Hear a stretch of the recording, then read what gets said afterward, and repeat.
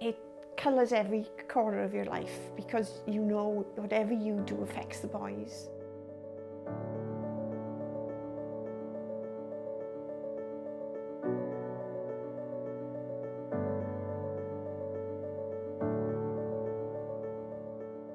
With Rhys, you have to monitor everything with him. He's not able to carry out a task.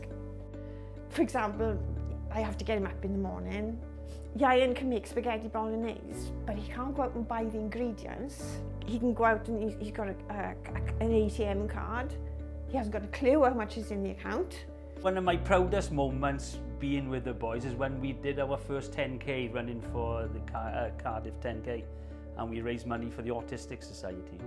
And as I said, prior to that, I'd felt, and I still feel cheated about those younger days, not taking them to sport. But when I'd run with them, I felt, you know, it was amazing. I can't really describe how that lifted me, how I felt, and that's why I feel even more cheated, because I had that moment with them, and I hadn't had it before. When they were little, it was more physically tiring because they had no friends and they had no social. We had to take them everywhere. We had to go everywhere with them.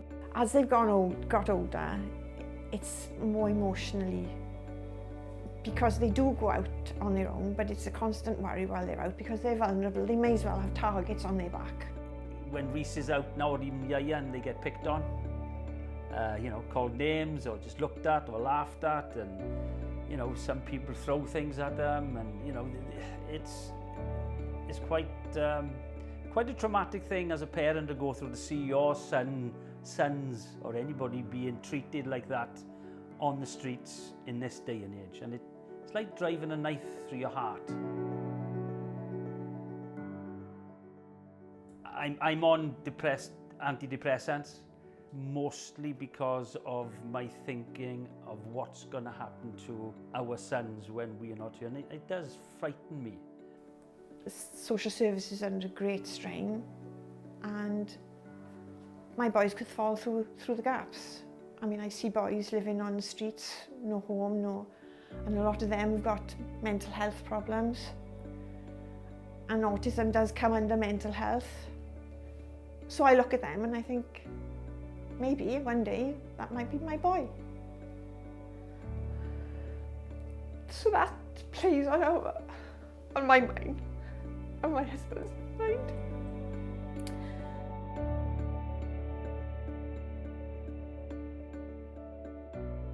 When the boys got to 16 and they left their education, there was nothing there. It's like a black hole. There is no support there. How can you expect a boy who needs constant supervision to get a paying job? It's just not going to happen. So where do they go? What do they do day in, day out? Oh yeah, I almost forgot about that. Forgot about it, we had it yesterday. Yeah. What do you think? You have to be in an emergency situation. It would have to be like if, God forbid, Gary was in an accident and I had to go to the hospital, then the social services would have to step in because it's an emergency situation. But surely to alleviate, you know, to stop situations getting to that point, it would be more economical to put a little help in earlier to stop carers getting to that pitch.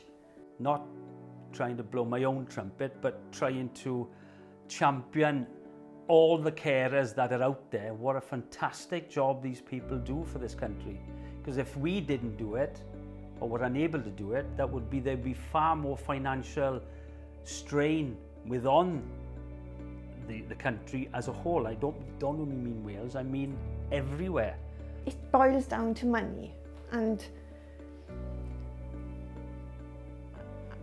it just seems that they don't take people into consideration. It's all finances.